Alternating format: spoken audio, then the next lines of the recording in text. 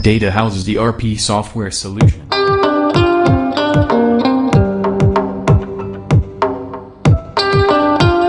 Purchase bill का जो Excel file है वो बना के रखी है समय बचाने के लिए, और उसी बिल को मैं आपको इंपोर्ट करके दिखाता हूँ। तो सबसे पहले आपको जाना होगा मास्टर्स के अंदर। मास्टर्स के अंदर आप आएंगे तो यहाँ पे आपके सेटअप के अंदर जाना है, और जब आप मार्क सेटअप के अंदर आएंगे तो इसका आपको एडवांस में जाना है। एडवांस के अंदर आपको ऑप्शन मिल जाता है इंपोर्ट परचेज। ध्यान से देखेंगे, बात मैं हटा नहीं रहा हूँ, आप लोगों को दिखता रहे इसके लिए कि आपको पहले जाना है मास्टर्स में। मास्टर्स के अंदर मार्क सेटअप के अंदर एडवांस फीचर्स के बाद आपको जाना है परचेज इंपोर्ट में। तो यहाँ आने का जो हमारा मेन रीजन है वो ये है कि जब आप एक्सेल से परचेज को इंपोर्ट करना चाह रहे हैं तो मार्क को नहीं पता है कि एक्सेल में डेटा कहाँ शुरू है, क्या डेटा है, क्या हेडर होने वाले हैं उसके, किस तरह की इंफॉर्मेशन मुझे फैच करके सिस्टम के अंदर लेके आनी है। तो ये सारी इंफॉर्मेशन आपको इंपोर्ट तो कर देगा मार्क, लेकिन आपको उससे पहले बताना होगा कि मेरे कौन से सेल में क्या डेटा रखा हुआ है, ताकि जब वो डेटा मार्क के अंदर आए तो मार्क उसको उसी सेल के अंदर, उसी कॉलम के अंदर फिट करे डेटा को। ठीक है, तो मैं यहाँ पे इंपोर्ट परचेज पे क्लिक करता हूँ, और इसके बाद आपको जाना है सबसे पहले मेथड पे। यहाँ पे बहुत सारे मेथड लिखे हुए हैं, तो ध्यान रहे कि ये जो है, अगर आपसे किसी और सिस्टम से बना बनाया मेथड अपने पास ला करके सिस्टम में रखना चाहते हैं, तो जैसे कि मैं यहाँ पे एक मेथड बना रखा है, अब अपने सिस्टम में से एक्सपोर्ट करके और आपको दे दूं, आप सिस्टम जाके इंपोर्ट कर सकते हैं। इस पार्ट को डिलीट करना, डिलीट कर सकते हैं मेथड को। तो चलिए हम लोग मेथड देख लेते हैं। पहले समय बचाने के लिए मैंने यहाँ पे एक परचेज इंपोर्ट का मेथड बना के रखा हुआ है। मैं आपको दिखा देता हूँ कि इस इंपोर्ट मेथड के अंदर मैंने क्या क्या फील्ड्स ऐड करी हैं। तो फील्ड्स ऐड करने के लिए मुझे जिस चीज़ की सबसे ज़्यादा जरूरत पड़ी वो थी, मैं डेस्कटॉप पे जाता हूँ, मैंने जो अपनी फाइल रखी है मैं उसको ओपन कर लेता हूँ, एक्सेल की फाइल को। तो ये देखिए, ये जो एक्सेल की फाइल है, मैं इसी इंफॉर्मेशन को जो है अपने सिस्टम के अंदर इंपोर्ट करने वाला हूँ, और यही इंफॉर्मेशन जो है आप देखेंगे कि कैसे हम ऐड करते हैं। ये जो हेडर आप देख पा रहे हैं टॉप के ऊपर, इस हेडर को जो है पहले मुझे बताना होगा मार्क को कि मेरे एक्सेल के अंदर इस कॉलम के अंदर जो है ये डेटा रखा हुआ है। तो मैं यहाँ से वापस चलता हूँ मार्क के अंदर और आपको दिखा देता हूँ। तो कुछ इस नाम से जो मैंने फाइल यहाँ बना रखी है, ये मैंने पिक किया है। नीचे आया, डिफॉल्ट टाइप किया, मैं परचेज कर रहा हूँ। Then file identifier, correct file को ढूंढना है, तो इसके लिए मैंने आइडेंटिफायर के तौर पे ये इसको एक्सेप्ट का एक लेटर दिया है, इसको सर्च करना है। डेटा मेरा स्टार्ट हो रहा है सेकेंड लाइन से, वो मैंने बता दिया वहाँ पे। एक्सेल में जो है सेकेंड लाइन से मेरा डेटा स्टार्ट हो रहा है। इससे पहले जो है वो हेडर है। एंड पे मैं 0 रख रहा हूँ बिकॉज हो सकता है कि मेरे एक्सेल के अंदर जो डेटा है वो 6 रो कॉलम तक आए, या उससे आगे भी जा सकता है, या फिर इसी तरीके से अगर मैं लेफ्ट टू राइट जाऊं तो सिर्फ जी तक नहीं, एच आई जे के और एंड तक जा सकता है। तो 0 रखने से आप इन्फिनिटी पे रहते हैं, मतलब कि जहां तक का भी डेटा होगा उसको पिक कर लिया जाएगा। एंटर करेंगे, बाकी इंफॉर्मेशन को चेंज ना करते हुए मैं आगे बढ़ जाता हूँ।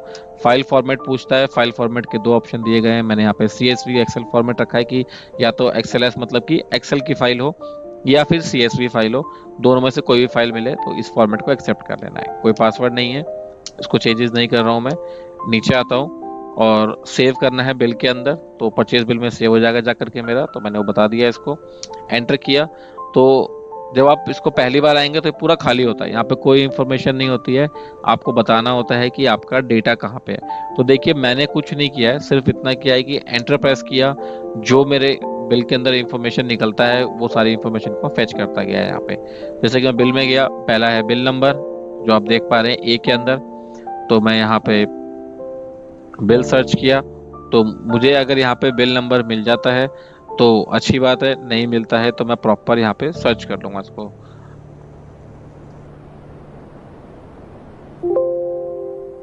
ठीक है, तो इस तरीके से आप बिल नंबर सर्च करेंगे, आपको बिल नंबर मिल जाएगा। बिल नंबर को आप पिक कर लेंगे। तो मैंने यहाँ पे ऑलरेडी जो है मेन बिल नंबर पिक करा हुआ है। इसी तरीके से मैंने आइटम सर्च किया, आइटम नेम पिक कर लिया। बी कॉलम में देख सकते हैं आप, बी में मेरा इसको हटाता हूँ मैं यहाँ से। बी में मेरा जो है आप देख रहे हैं नेम है, तो मैंने यहाँ पे नेम पिक कर लिया आइटम का। देन पैकिंग दे रखा है, तो यहाँ पे पैकिंग मैंने मेंशन किया था, पैकिंग पिक कर रहा हूँ मैं। इसी के साथ क्वांटिटी है आइटम की, तो क्वांटिटी पिक किया। MRP, पी रेट और रेट ए मतलब कि परचेज रेट और सेल रेट जो है। इसी तरीके से मैंने यहाँ पे MRP, परचेज रेट और सेल रेट जो है यहाँ पे मैंने पिक कर लिया है। अब इतना इंफॉर्मेशन पिक करने के बाद मैं यहाँ से स्किप करके बैक आ जाता हूँ। मेरा मेथड रेडी है, मुझे सिर्फ अब इस मेथड का यूज करके एक्सेल फाइल को इंपोर्ट करना है। मुझे पता होना चाहिए मेरी फाइल की लोकेशन कहाँ है। तो यहाँ से मैं वापस से जो है आपको दिखा देता हूँ कि मैं ट्रांजैक्शन में जाता हूँ। ट्रांजैक्शन में आप आएंगे ट्रांजैक्शन इंपोर्ट में। इसके अंदर आपके पास ऑप्शन है यहाँ पे XLS, DBF, CSV, PDF, bill import का। तो आपके पास इनमें से कोई भी फॉर्मेट अवेलेबल है, आप इस फॉर्मेट में इंपोर्ट कर पाएंगे अपने बिल को। तो मेरे पास जो है XLS फाइल है, मैं XLS फाइल को इंपोर्ट कर लेता हूँ। इसके लिए जो है मैं XLS पे एंटर प्रेस करता हूँ। ये मुझसे पूछ रहा है कि कौन सा मेथड की आप हेल्प लेना चाहेंगे, तो मैंने कहा मैं परचेज इंपोर्ट जो PURIMP रखा था मैं उसकी हेल्प लूंगा। एंटर करूंगा। अब लोकेशन बतानी है, आपकी फाइल की लोकेशन क्या है। तो जैसे ही आप यहाँ पे नो पे क्लिक करेंगे आपसे पाथ पूछने लग जाएगा। मेरा जो फाइल की डायरेक्टरी है वो है, मैं दिखा देता हूँ। सिस्टम के अंदर आता हूँ, डेस्कटॉप में जाता हूँ। मैं डेस्कटॉप पे एक फोल्डर डेस्कटॉप का बनाया है, वो सिलेक्ट करता हूँ और ओके कर देता हूँ। मेरी फाइल यहीं कहीं रखी हुई है। तो मैं इसको ढूंढ लेता हूँ, यहाँ पे एक बार स्क्रॉल करके देख लेता हूँ। मेरी फाइल जो है यहीं पे होनी चाहिए थी।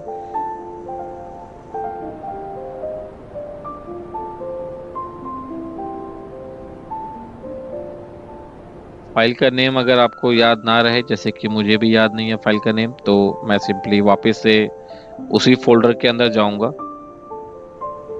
और एक बार फाइल का नेम देख लूंगा। तो फाइल का नेम है PURIMP, जो मेरा मेथड है मैंने उसी नाम से फाइल रखा है। तो अच्छी बात है, इसको ढूंढने में मेरे को यहाँ पे आसानी होगी। मैं PURIMP करूँगा, मुझे फाइल मिल जाएगी। इस फाइल पे क्लिक करूँगा, सिलेक्ट बटन पे क्लिक करूँगा, आगे बढ़ जाएंगे। परचेज टाइप जो है मेरा वो इंपोर्ट रहने वाला है, परचेज रखने वाला हूँ। होलसेल करते हैं तो होलसेल पर रखेंगे, जैसे भी आपका इंपोर्ट कहाँ से आप इंपोर्ट कर रहे हैं। बिल में सेव करना है, होल्ड करना है परचेज को, तो ये आपकी अपनी विश है। हर किसी की अपनी एक प्रेफरेंस होती है कि आपको फाइल को होल्ड करना है या आप जो है इस फाइल को होल्ड नहीं करना चाहते। तो किसी भी वजह से अगर आप होल्ड करना चाह रहे हैं कि आपको अपना पुराना स्टॉक जो है पहले वो क्लियर आउट करना है, फिर आप इसको यूज करेंगे, या फिर जो भी आपका रीजन होगा उस वजह से आप होल्ड करना चाहते हो तो आप इसको यस कर देंगे, अदरवाइज नो करके आगे बढ़ जाएंगे। यहाँ डेट पूछ रहा है किस दिन में इसकी एंट्री बनानी है, तो मैं आज के डेट में इसकी एंट्री बना रहा हूँ, तो मैं आज के लिए करूँगा। आइटम सर्च किस बेसिस पे आप करते हैं अपने सिस्टम में, उसके हिसाब से आप जो है यहाँ सेटअप कर लेंगे। मैं नेम के बेसिस पे ही करता हूँ तो मैं नेम रखता हूँ, अदरवाइज कोड या बारकोड के बेसिस पे भी आप ये कर सकते हैं। तो इसी के बाद आपके पास जो है पार्टी सर्च का ऑप्शन आता है। पार्टी सर्च आप किस बेसिस पे करते हैं, कोड या नेम, तो मैं नेम के बेसिस पे ही पार्टी को सर्च करता हूँ, तो नेम रखूंगा। आगे आते हैं तो ये पूछ रहा है आपसे कि जब आप एक फाइल को इंपोर्ट करने जा रहे हैं एक्सेल में, अब उस एक्सेल के अंदर जितनी भी फाइल रहने वाली हैं, जो भी आपके आइटम रहने वाले हैं फाइल के अंदर, वो अगर आइटम आपके इन्वेंट्री में ऑलरेडी क्रिएटेड होंगे तो ये उनके साथ मैप कर जाएगा। जो अगर कहीं भी अगर नेम मैच नहीं होता है तो वो आपको जो है अनमैच दिखाएगा। उस केस में आपको मैप करना होगा उन्हें। तो मैप करने का एक तरीका तो ये होता है कि आप एंटर करो, और जैसे कि मैंने मान लीजिए कि मैंने एक एजमिन कैप करके एक आइटम क्रिएट कर रखा है अपने बिन के अंदर, जो मेरा इन्वेंट्री है उसके अंदर, और जो मैं इंपोर्ट कर रहा हूँ उसमें जो मेरे को आइटम मिला है वो एजमिन कैप्सूल लिखा हुआ है। तो दोनों एक ही चीज है, एक में मैंने शॉर्ट में एजमिन कैप लिखा है, एक में एजमिन कैप्सूल लिखा हुआ है। तो मेरे को अलग से एजमिन कैप्सूल क्रिएट करने की जरूरत नहीं है, मैं जस्ट एंटर प्रेस करूंगा और मैप कर दूंगा उसके साथ।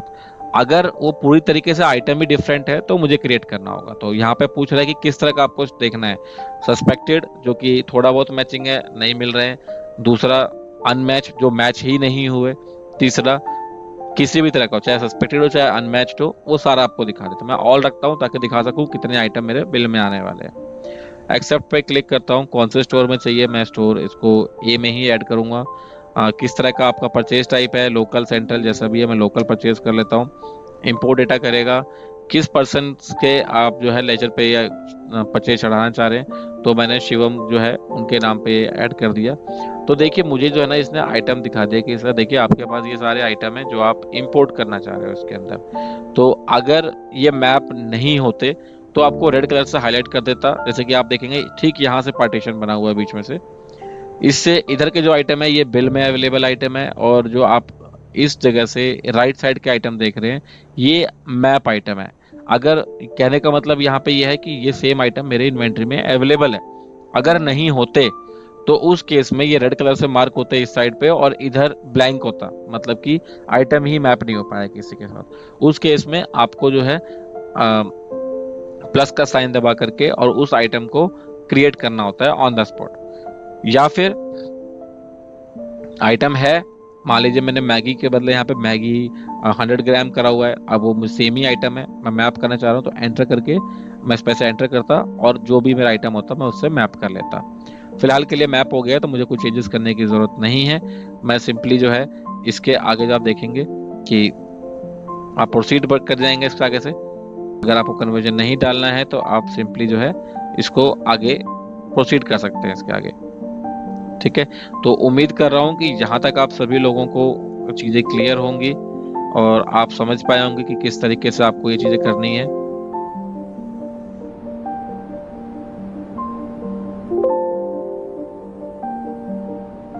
ठीक है, मैं सेव चेंजेस कर रहा हूँ, आइटम को एक्सेप्ट कर रहा हूँ और यहाँ से जो है ये आइटम मेरे इसमें आपको बिल में दिख जाएगा कि देखिए सारे आइटम जो लोड हो गए हैं। बिल नंबर मैं आपको मैप करवा देता हूँ, जो मेरे पास एक्सेल शीट थी मैं उसके साथ मैप करवा देता हूँ। ये मेरा बिल नंबर था 234 मेरा बिल नंबर पिक हो गया है। अगर मैं आपको दिखाना चाहूँ कि आइटम थे कितने, 1 2 3 4 5 आइटम थे, यहाँ पे भी मेरे पास 5 आइटम ऐड हो गए हैं। इनकी क्वांटिटी 10 20 30 40 50 है, तो 10 20 30 40 50 क्वांटिटी ऐड हो गई है। बाकी परचेज रेट इनका आपको दिख रहा है इधर, सेम लाइक परचेज आपको यहाँ पे भी शो हो रहा है। इसी तरीके से आपने देखा कि हमने जो है पूरे आइटम ऐड कर लिए। अब जो आगे का प्रोसेस है वो बहुत ही सिंपल है, आप इसको सेव कर दीजिए, जो अमाउंट है वो अमाउंट पे करके आइटम को आप ऐड कर सकते हैं। सेव किया मैंने, ये बिल इंपोर्ट प्रॉपरली हो चुका है। ठीक है, अब आपको और भी देखना है कि कहाँ पे इसकी बिल मिलेगा, तो आप ट्रांजेक्शन्स में जाओ, परचेज में जाओ, परचेज के अंदर मॉडिफाई बिल में जाओ। आज की डेट में आप मैं ऑल टाइम करके दिखा देता हूँ। ये लास्ट बिल जो है शिवम का यही है, एंटर किया मैंने, मेरे पास ये आइटम ऐड हो चुका है। तो होप सो आप सभी लोग इसको बहुत ही अच्छे से समझ पाए होंगे कि किस तरीके से हम लोगों ने एक्सेल को इंपोर्ट किया अपने मार्क के अंदर बहुत ही आसान तरीके से। तो मेथड आपको सिर्फ एक बार बनाना होता है, एक बार आपने मेथड बना लिया उसके बाद जस्ट ये था हमारा एक्सेल का इंपोर्ट। अब हम आगे बढ़ते हैं और अब देखते हैं कि किस तरीके से आप CSV इंपोर्ट कर सकते हैं, मतलब कि जो बिल आपको किसी ने भेजा है मेल के ऊपर, उस बिल को कैसे अपने सिस्टम के अंदर इंपोर्ट किया जाए। ठीक है, तो वो भी हम देख सकते हैं। यहाँ पे एक का सवाल है मैक्स का कि मोबाइल नंबर से परचेज बिल इंपोर्ट करें, तो बिल्कुल करेंगे। आज हम मोबाइल नंबर से ही परचेज बिल का इंपोर्ट करेंगे, बिल्कुल आपकी बात को मानी जाएगी। Thank you for the questions. आगे बढ़ते हैं।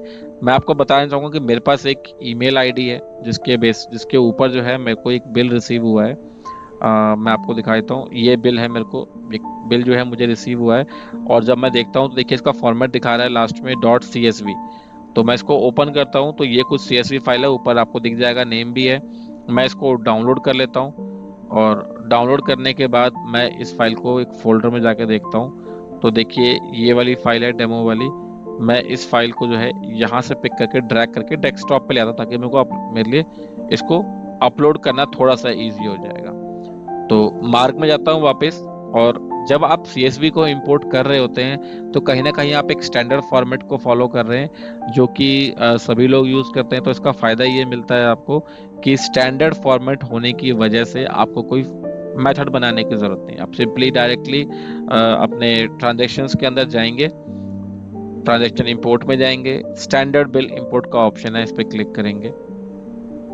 आप बताएंगे कि आपके पास बिल कहाँ रखा हुआ है। मेरा बिल जो है डेस्कटॉप पे रखा हुआ है, मैं डेस्कटॉप पे क्लिक करता हूँ, ओपन करता हूँ। देखिए ये वाला जो है डेमो फार्मा डिस्ट्रीब्यूशन, यही जो कैश बिल है मेरा 14 नंबर है लास्ट में, यही बिल मैंने अभी जस्ट डाउनलोड किया था। देखिए टाइम भी आ रहा है, करेक्टली अभी का डेट है। तो मैं इसी बिल को क्लिक करता हूँ, सिलेक्ट करता हूँ और यहाँ मुझे बताना है किस तरह का मेरा जो है प्रोसेस रहने वाला है। तो परचेज है, परचेज रखूंगा, इसको बिल में सेव करना है, होल्ड नहीं करना है मुझे इस आइटम को। सेम उसी तरह के क्वेश्चन पूछे जा रहे हैं, क्रॉस कर जा रहा हूँ इन सभी को और एक्सेप्ट कर लेता हूँ। अभी अगेन सेम क्वेश्चन स्टोर में करना है, कौन से स्टोर में करना चाहते हैं, मैंने स्टोर ए सिलेक्ट किया।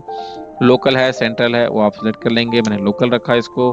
किस पार्टी के नाम पे आप ये बिल परचेज कर रहे हैं, तो मैं यहाँ पे रन बैक से पिक कर लेता हूँ।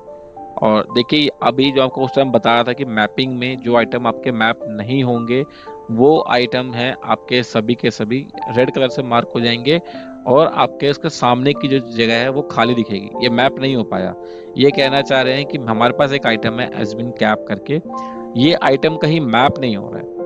तो बाकी आइटम तो बिल्कुल ए टू जेड इसको सिमिलर मिल गए, तो इन्होंने मैप कर लिया, एक आइटम रह गया। तो मेरा एक तरीका तो ये है, पहले मैं चेक करता हूँ कि मेरे पास इस नाम का कोई आइटम इन्वेंट्री में है या नहीं। तो मैंने एंटर प्रेस किया और देखा तो मेरे पास एजमिन कैप डॉट करके एक आइटम है, लेकिन एजमिन कैप करके ये जो आइटम के बाद जो लिखा हुआ है 10x10 ये जो सेम मार्किंग नहीं है मेरे पास। तो मैं क्रिएट करना चाहूँ तो प्लस का साइन पे क्लिक करके और इस आइटम को यहाँ पे बना सकता हूँ इस तरीके से, बट मैं बना नहीं रहा हूँ, मैं आपको सिंपली उसको मैप कर देता हूँ। रीजन क्या है कि आप देखेंगे कि जब आप बनाना शुरू करेंगे इसमें कंपनी भी थी, इसमें HSN कोड भी था, तो ये मेरे पास अवेलेबल था। तो अगर ये अवेलेबल नहीं होता तो मुझको यहाँ पे ये भी पूछता कि आप कंपनी बनाना चाहते हो, ये कंपनी इसके अंदर आई है, आप HSN कोड क्रिएट करना चाहते हो जो उसमें आया है, तो आप उसको यस करते रहते हैं, वो क्रिएट करता रहता हूँ चीजों को।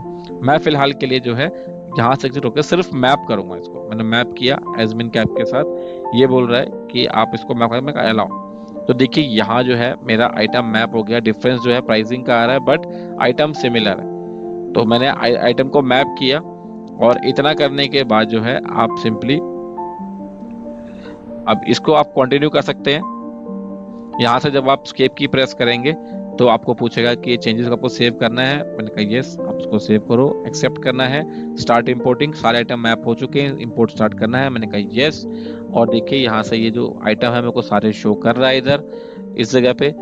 तो इस जगह पे आप अपने सारे आइटम देख पा रहे होंगे कि बैच नंबर है, ये आइटम का नेम है, ये रेट है, ये सभी चीजें जो है आप यहाँ पे मैच कर पाए। ये बिल आपको शो कर रहा है, बिल में सारे आइटम ऐड हो गए हैं। जैसे आप अब नॉर्मल प्रोसेस करते हैं उसी तरीके से प्रोसेस करके आप यहाँ पे अमाउंट एंटर कर दीजिए। अगर आपने पे किया है क्रेडिट में तो क्रेडिट में छोड़ सकते हैं, मैंने पूरा अमाउंट पे किया है तो मैं पूरा अमाउंट एंटर करता हूँ, यहाँ पे सेव कर लेता हूँ। देखिए बिल इंपोर्ट प्रॉपरली हो चुका है और ये सारे आइटम जो है मेरे इन्वेंट्री में ऐड हो चुके हैं। एजमिन कैप जो पहले क्वांटिटी कम थी उसमें और क्वांटिटी आ गई है, प्राइसिंग आप देख पा रहे होंगे। तो ये जो मैंने आपको बताया दूसरा तरीका, ये तरीका था आपका CSV फाइल इंपोर्ट करने का। इसके अंदर किसी भी तरह का कोई आपको मेथड क्रिएट नहीं करना है, कोई आपको परेशानी लेने की जरूरत नहीं है, डायरेक्टली आप सीधा स्टैंडर्ड इंपोर्ट से इसको इंपोर्ट कर सकते हैं। राजश्री बोरा जी बोल रहे हैं how to import sale report. Sir आज का जो हमारा टॉपिक है वो हमारा परचेज इंपोर्ट का है, तो आज हम सिर्फ परचेज इंपोर्ट की बात करेंगे। बट जो हम लोग प्रोसेस कर रहे हैं ये हमारा रहने वाला है मार्क टू मार्क इंपोर्ट, जिसको हम लोग कोलैबोरेटिव कॉमर्स के नाम से भी जानते हैं। तो जैसे कि मैंने बताया था आपको स्टार्टिंग में भी, अगर बायर और सेलर दोनों मार्क यूज करते हैं तो वो लोग क्या कर सकते हैं कि एक जो सेलर है वो आपको सेल बिल बना करके उसको सर्वर पे अपलोड कर देगा और जो बायर है वो अपने सिस्टम में जा करके उसी बिल को इंपोर्ट करके और अपने बिल में एज ए परचेज इंपोर्ट चढ़ा सकता है, उसको स्पेशली बनाने की जरूरत नहीं है। जो उसकी रिक्वायरमेंट होगी, जो बेसिक इसका जो इसके पीछे का कॉन्सेप्ट है मैं आपको बता देता हूँ। बायर के पास सेलर का लेजर होना चाहिए, सेलर के पास बायर का लेजर होना चाहिए। अब लेजर तो आप बना लेंगे लेकिन दोनों में कुछ ऐसा यूनिक फील्ड लेना पड़ेगा जो कि बायर की आइडेंटिटी को कंफर्म करे और जो सेलर का अकाउंट है उसकी आइडेंटिटी को भी कंफर्म करे। तो मैं बता देता हूँ मैंने क्या किया इसके लिए। मैंने यहाँ पे 2 कंपनी क्रिएट करी है, एक ही सिस्टम पे दिखाने के लिए, एक कृष्णकांत प्रसाद के नाम से, दूसरा डेमो फार्मा डिस्ट्रीब्यूशन निधि शर्मा के नाम से। तो जो अगर मैं इसको एडिट करूं तो आप देखेंगे इसमें एक फ़ोन नंबर मैंने जो है रेफरेंस लिया है, जैसे कि मुझे बताया था यहाँ पे चैट में, एक पर्सन ने कहा भी था कि उन्हें जो है ये मैक्स सिद्दीकी ने कहा था कि मुझे जो है आज फ़ोन नंबर के बेसिस पे करके दिखाइए। तो मैंने phone number as a reference लेके चलता हूँ। मोबाइल नंबर आप देखिए मैंने यहाँ डाला है 9911343434, ये इस कंपनी का प्रोफाइल का फोन नंबर है। अब यही लेजर जब आप एक जो सेलर है उनके यहाँ लेजर क्रिएट करेंगे तो उनके अकाउंट में जो आपका लेजर बनेगा निधि शर्मा का, उसमें यही नंबर होना चाहिए। और निधि शर्मा के इस कंपनी में जब कृष्णकांत प्रसाद का लेजर बनेगा तो वहां पे जो नंबर कृष्णकांत प्रसाद के लेजर कंपनी के अंदर है ये नंबर, ये जो नंबर है 9911432576, ये नंबर जो है वो सामने वाले पार्टी के जो कंपनी है उसके अंदर जो मेरा लेजर बनेगा कृष्ण कांत मसल का, उसके अंदर ये नंबर होना चाहिए। तो मैंने क्या किया, दोनों पार्टी के पास एक दूसरे का लेजर बनाया और रेफरेंस के लिए नंबर रखा है, क्योंकि वो यूनिक वैल्यू है। कोई भी यूनिक चीज आप रख सकते हैं, फोन नंबर है, जीएसटी नंबर है, या फिर ईमेल आईडी, इन तीनों में से कोई भी एक चीज आप यूज कर सकते हैं। मैं फिलहाल आपको फोन नंबर के बेसिस पे करके दिखाता हूँ ये। तो मैंने एक लेजर बना के रखा है, पहले मैं कृष्ण कांत प्रसाद को ओपन करता हूँ और यहाँ पे मैं आपको लेजर में दिखा देता हूँ। देखिए निधि शर्मा का मैंने एक लेजर बनाया है, इसको अगर मैं एडिट करूं, आपको इंफॉर्मेशन दिखाना चाहूं, तो आप देखेंगे कि यहाँ पे जो है 99113434 जो मेरे उस कंपनी में नंबर था निधि शर्मा के, वो मैंने यहाँ लेजर में रखा है अपने पास। और इसी तरीके से जब मैं निधि शर्मा की कंपनी में जाऊंगा तो वहां पे कृष्ण कांत का लेजर होगा, जहाँ पे मेरी कंपनी का, कृष्ण कांत की कंपनी का नंबर ऐड किया गया होगा। ये कृष्ण कांत, मैं इनको एडिट करता हूँ तो देखिए वही सिम नंबर 9911432576 जो है वो नंबर यहाँ पे रखा गया, जो कि उस कंपनी में था। अब लेजर मैंने आपको दिखा दिया, बेसिक सेटअप क्या करना है वो देख लेते हैं। दोनों कंपनी में जाना है, कंट्रोल रूम में जाना है, आपको सर्च करना है मार्क टू मार्क, और दोनों के लिए आपको सेटअप रेडी करना है मोबाइल नंबर के लिए। मैं पहले जो निधि शर्मा का कंपनी है उसमें सेट करता हूँ, फिर बाद में कृष्ण कांत में सेट करूंगा। मार्क सेटअप में गया, कंट्रोल रूम में गया, सर्च में गया, यहाँ मैंने सर्च किया मार्क टू मार्क, एंटर किया, सबसे ऊपर ही आ रहा है मार्क टू मार्क। मैंने यहाँ पे मोबाइल नंबर सेट किया डिफॉल्ट, और यहाँ पे वो नंबर एंटर किया जो मेरी कंपनी का नंबर है, मतलब कि निधि का नंबर मैंने निधि के में ऐड कर दिया, और कृष्ण कांत के लेजर में जो कृष्ण कंपनी में जो नंबर है वही मैं उनके सेटिंग में जाकर उनका नंबर सेट करूंगा। ये मैंने नंबर सेट किया, जो नंबर मैंने यहाँ लिखा है यही इसी कंपनी के प्रोफाइल में भी डला हुआ है, मैंने सेव कर रखा है, दोबारा बार करने की जरूरत नहीं है। कृष्ण कांत में जाता हूँ, सेम चीज मेरे को यहाँ पे भी फॉलो करनी है।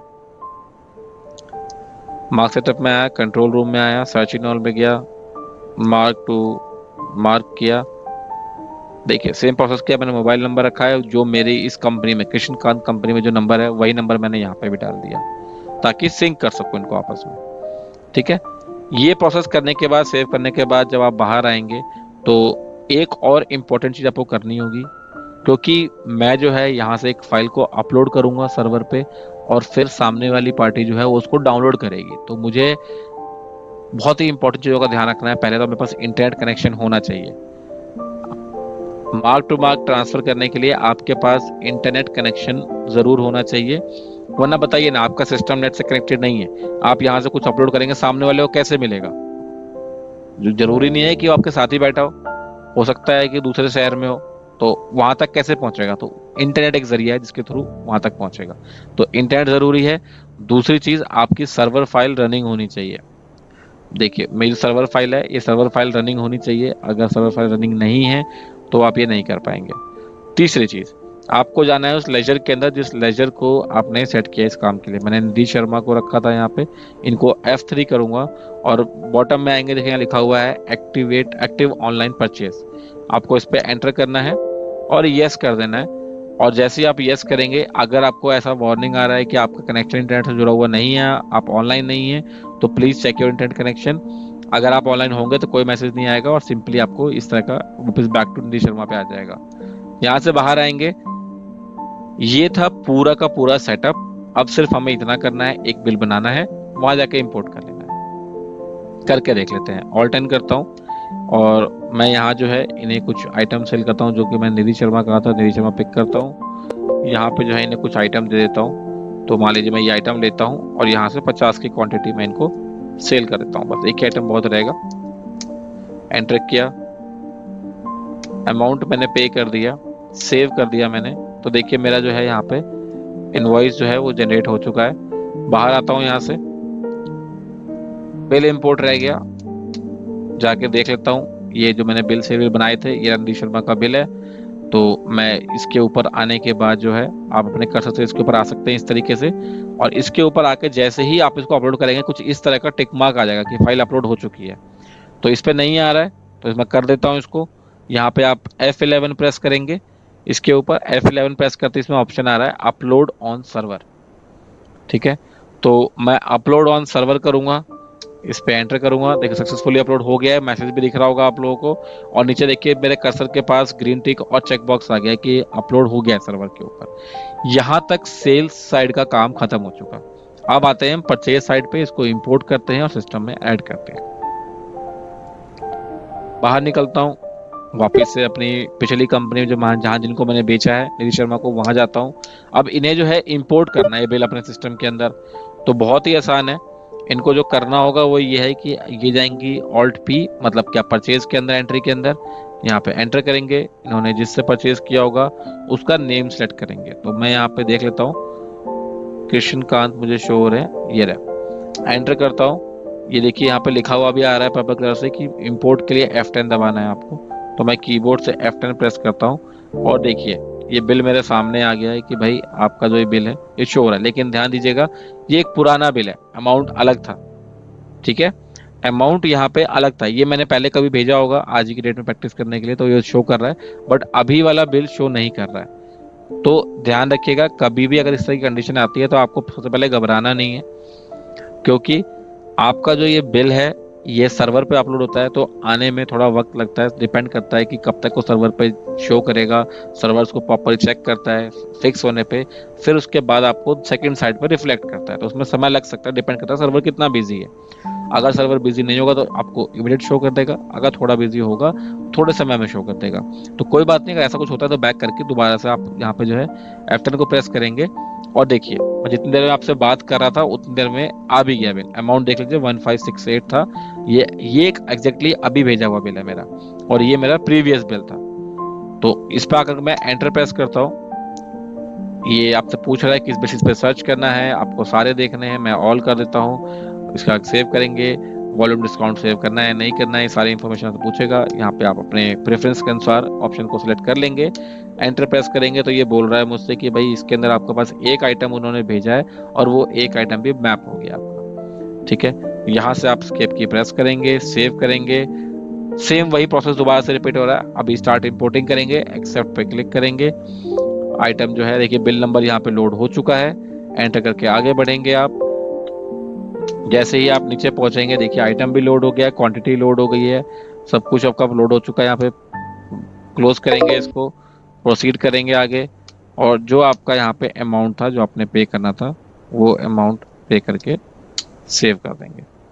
तो ये जो था आपका आइटम जो है इंपोर्ट हो चुका है, और उम्मीद कर रहा हूँ कि आप सभी लोगों को ये समझ में आया होगा। यहाँ पे काव्या जी आपका क्वेश्चन, एक प्रोडक्ट जो है वो 30 साल से मार्केट में चल रहा है और कस्टमर को बहुत एडवांस फैसिलिटी मिल जाती है। जिन्हें मार्ग ERP बेहतर लगता है वो मार्ग ERP लेंगे, होने पर इतनी बड़ी डिसीजन नहीं ले सकते हैं। तो यहाँ पे क्वेश्चन आ रहे हैं हमारे पास, मैं न्यू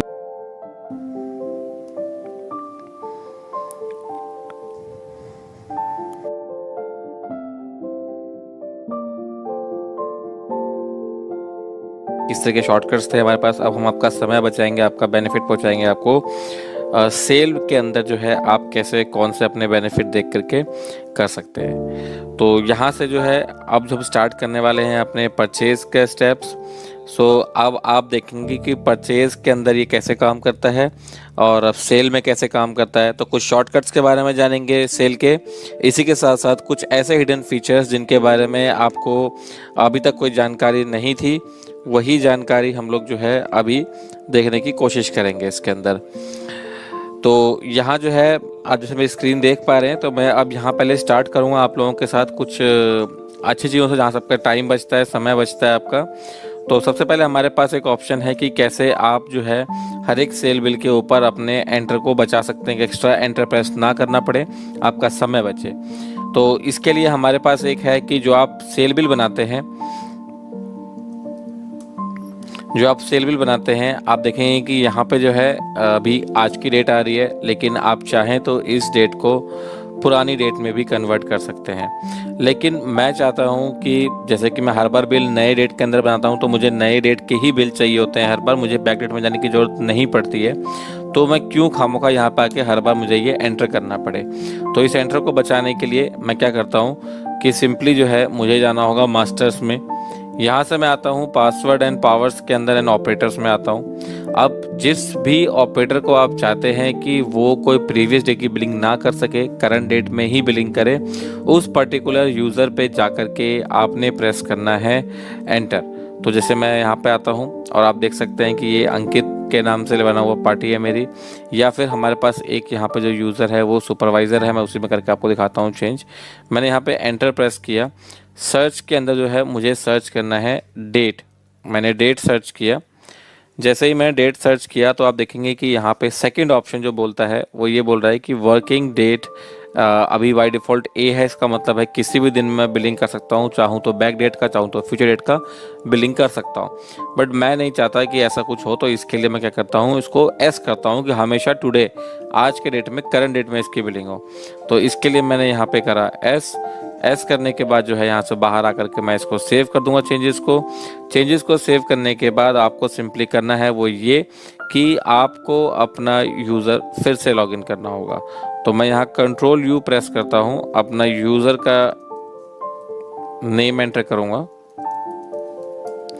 पासवर्ड एंटर करूँगा यहाँ पे मैं अपना, और वापस से डैशबोर्ड पे आ जाऊँगा। अब जब आप ऑल्ट एंड प्रेस करेंगे तो आप देखेंगे कि मुझसे यहाँ पे डेट पे कुछ भी नहीं पूछा जा रहा है। मैं दोबारा करके दिखाता हूँ। मैं ऑल्ट एंड सेल बिल जैसे ही प्रेस कर रहा हूँ, देखिए डेट मुझसे पूछ ही नहीं रहा है, और आप बिलिंग जो देख सकते हैं वो अभी करंट डेट की ही हो रही है।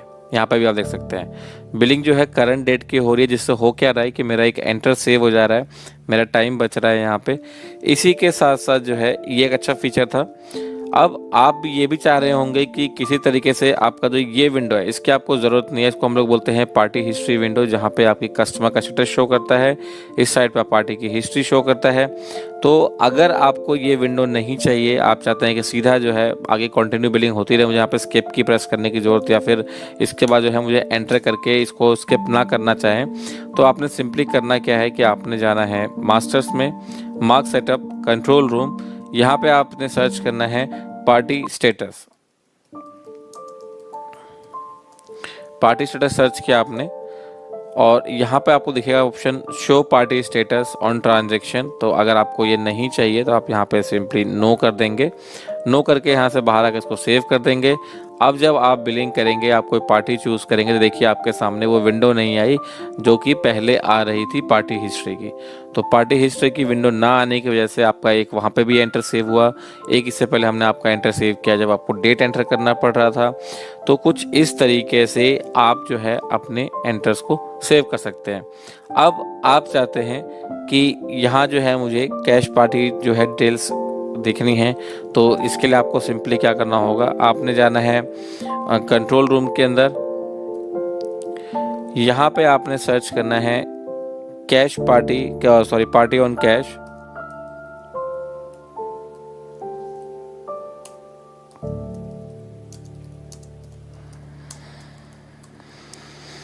पार्टी ऑन कैश आप करेंगे, आपके सामने ऊपर स्क्रीन के ऊपर जो है आपको ऑप्शन आ रहा होगा, जिसमें बाय डिफ़ॉल्ट जो है अभी वाई करा हुआ है। अगर आप इसको यहाँ पे आकर के नो कैश ऑप्शन कर देते हैं, मीन्स नो कर देते हैं, तो अब जो है आपकी जितनी भी बिलिंग होंगी वो आप देख सकते हैं कि कैश उसमें आपको ऑप्शन नहीं मिलेगा। अगर मैं यहाँ पे एक आइटम ऐड कर लेता हूँ,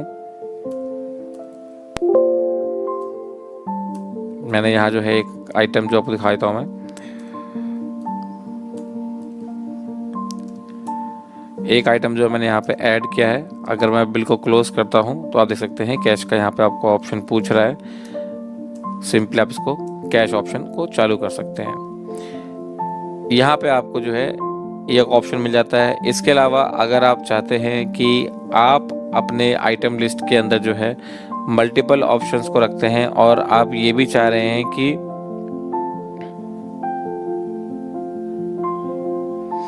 अब यहाँ पे आप चाह रहे हैं कि आप सिंपली जो है ऑल्ट एन करते हैं, बिलिंग कर रहे हैं किसी भी चीज़ के लिए, और आपने जो है आइटम ऐड करते वक्त मल्टीपल टाइम्स जाके आइटम्स के ऊपर क्लिक करना पड़ता है। आप एंटर क्लिक करते हैं, फिर आप कोई दूसरा आइटम ऐड करना चाहते हैं, फिर आप यहाँ पे आते हैं, फिर इधर आप आकर के कुछ आइटम क्लिक करते हैं। इस तरीके से आपका काफ़ी टाइम जाएगा अगर आपको बहुत सारे आइटम ऐड करने हैं तो। बट उसका आसान तरीका क्या है, आप यहाँ पे आते हैं और सिंपली आपको प्रेस करना है कंट्रोल डब्ल्यू जो है आपका फास्ट बिलिंग के लिए यूज़ होता है। आप यहाँ कंट्रोल डब्ल्यू प्रेस करेंगे, देखिए टॉप पे लिखा हुआ भी आ रहा है, कंट्रोल डब्ल्यू प्रेस करना है। देन आपको उसमें आइटम डालने के बाद आपको क्वांटिटी डालने का एंटर करना है। जैसे मैंने यहाँ पे ऐड करता हूँ, मैंने यहाँ पे जो है एक क्वांटिटी ऐड करी, मैंने यहाँ पे ये एक क्वांटिटी इसकी ऐड कर दी।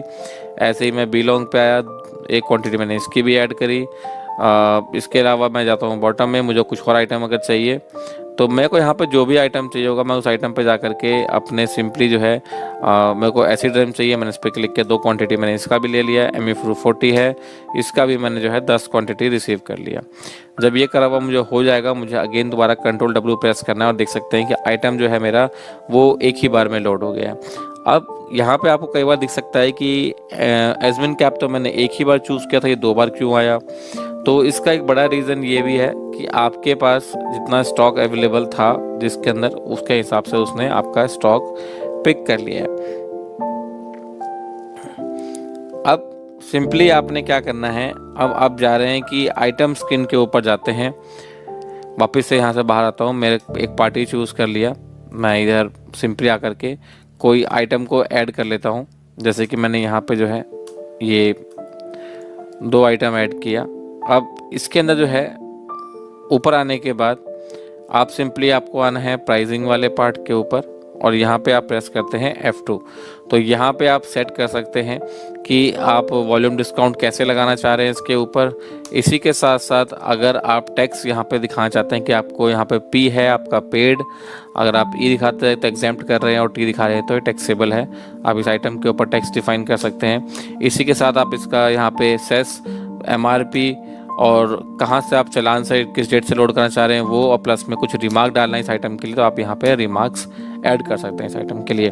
तो ये भी एक अच्छा फीचर है, आप किसी पर्टिकुलर आइटम के ऊपर जाकर के रिमार्क्स ऐड कर सकते हैं, उसका वॉल्यूम डिस्काउंट सेटअप कर सकते हैं। इसी के साथ साथ आप ये बता सकते हैं कि वो आइटम टैक्सेबल है, एग्जेम्प्ट करना है उसके अंदर, या फिर ऑलरेडी पेड टैक्स आइटम है वो। तो ये चीज़ें आप कर पाएंगे। अब इसके अंदर अगर आपको चाहिए कि मान लीजिए मैंने यहाँ पे जो है मल्टीपल आइटम्स यहाँ पे ऐड कर लिए हैं बिल के अंदर, जैसे कि मैं यहाँ पे जो है 3 आइटम ये ऐड कर लेता हूँ, कुछ और भी आइटम यहाँ पे मुझे अगर ऐड करना है तो मैं वो भी आइटम यहाँ पे ऐड कर लेता हूँ। और हम कुछ आइटम ऐड कर लेते हैं यहाँ पे, 2 आइटम मैंने ये भी ऐड कर लिए। ठीक है, अब इस केस में मुझे अगर अपने कर्सर को लेके जाना है टॉप आइटम के ऊपर तो मुझे या तो कीबोर्ड का यूज़ करके एरो की से टॉप पे जाना पड़ेगा। अब यहाँ पे 4-5 आइटम है तो इतनी प्रॉब्लम नहीं है, लेकिन ज़्यादा आइटम होने पे अगर आपको टॉप पे जाना है तो बहुत दिक्कत आएगी। इसका इजी सोल्यूशन है कि आपको प्रेस करना है यहाँ पे सिंपली शिफ्ट के साथ क्वेश्चन मार्क प्रेस करते आपसे पूछेगा कौन से पे जाना है। मेरे को जाना है यहाँ पे 1 नंबर पे, मैं 1 क्लिक किया और एंटर किया, देखिए मेरा कर्सर चला गया टॉप के ऊपर।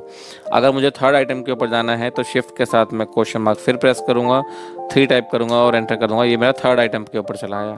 लास्ट आइटम पे आना है मेरे को तो सिंपली मैं शिफ्ट के साथ यहाँ पे 6 प्रेस करूँगा और ये मेरा सिर्फ लास्ट आइटम पे चला आया। आप इतना ही नहीं कर सकते हैं, आप चाहें तो आइटम के ऊपर डायरेक्टली आइटम के नेम सब जा सकते हैं। जैसे कि मुझे अगर सिंपली बिलोंग पे जाना है तो मैं शिफ्ट के साथ क्वेश्चन करूँगा और यहाँ टाइप करूँगा बिलोंग करके एंटर करूँगा, देखिए मेरा कर्सर सीधा बिलोंग के ऊपर जाएगा। तो अगर कोई चेंजेस करना होगा और लिस्ट बड़ी है मेरे पास, मुझे सिंपली क्या करना है, शिफ्ट के साथ क्वेश्चन मार्क और अपना आइटम को सर्च कर लेना है और यहाँ पे मुझे जो है मेरा सोल्यूशन मिल जाएगा। आप कुछ इस तरीके से जो है अपने ऑप्शंस को यूज़ कर सकते हैं। इसी के साथ साथ जो है यहाँ पे आपको मैं एक और फीचर दिखाना चाहूँगा, बहुत ही इंपॉर्टेंट फीचर है और बहुत ही हेल्पफुल फीचर है आपके लिए। अगर आपको एक साथ सभी आइटम के ऊपर कोई डिस्काउंट लगाना है या आपको जो है सभी आइटम पर से डिस्काउंट चेंजेस करने हैं तो आप कैसे कर सकते हैं। तो मान लीजिए कि मुझे सभी आइटम के ऊपर जो है 2% का डिस्काउंट लगाना है, तो मुझे सिंपली ब्लैंक, ये जो लाइन पूरी ग्रीन है, यहाँ पे आने के बाद F4 को 2 बार प्रेस करना है और आप यहाँ पे वाई करता हूँ डिस्काउंट को और सिंपली जो भी डिस्काउंट देना है वो 2% डिस्काउंट देना मान लीजिए। तो अभी आप देख पा रहे हैं डिस्काउंट यहाँ कुछ भी मिला हुआ नहीं है। मैंने जैसे यहाँ पे किया, देखिए सब में 2% का डिस्काउंट चला गया है और इसको सेव करने के लिए आपको F3 प्रेस करना है। बॉटम में देखिए F3 अपडेट बिल के लिए दिया हुआ है हमने यहाँ पे। अगर आपको मास्टर में करना है तो आप F5 करेंगे, बट मैं फिलहाल बिल के अंदर कर रहा हूँ। तो मुझे ज़्यादा कुछ नहीं करना है, सिंपली कीबोर्ड से F3 प्रेस करना है। आप देखिए सबके ऊपर जो है यहाँ पे 2% का डिस्काउंट चला गया है। दोबारा दिखाता हूँ, ब्लैंक लाइन पे हूँ मैं यहाँ पे। यहाँ मुझे F4 दो बार प्रेस करना है। एक बार प्रेस किया लिस्ट ओपन होगा, दोबारा प्रेस किया मुझसे डिस्काउंट के लिए पूछेगा, मैंने Y किया, एंटर किया। अभी 2% है, मुझे 5 देना है, मैंने 5 प्रेस किया, एंटर किया। देखिए सबके ऊपर 5 हो गया। F3 करते ही सेव किया तो सभी आइटम्स के ऊपर जो है 5% का डिस्काउंट चला गया है। तो ये कुछ बेसिक फीचर्स हैं जो कि आप उसका यूज़ कर सकते हैं। हम आने वाले सेशंस में आपके लिए और भी इस तरह के फीचर्स लेके आते रहेंगे। आप इसी तरीके से हमारे साथ बने रहिए, हमारे सेशन के अंदर आप ज्वाइन करते रहिए। आपके लिए और भी बहुत सारे फीचर हैं जो हमें दिखाने हैं। चलिए इसी के साथ thank you so much for joining the session. अगर आप लोगों को कोई डाउट, कोई कन्फ्यूजन हो तो आप विजिट कर सकते हैं हमारे care.markcompusoft.com के। वहाँ पे आपके सभी टेक्निकल क्वेश्चंस के 12,000 से ज़्यादा सॉल्यूशंस अवेलेबल हैं। आप जस्ट अपना कीवर्ड सर्च करिए, जो भी आपका प्रॉब्लम है उस प्रॉब्लम का सॉल्यूशन जो है मार्ग आपको प्रोवाइड करेगा, step by step, picture by picture आपको प्रोवाइड करेगा। उससे अधिक जानकारी के लिए आप हमारे साथ Solution.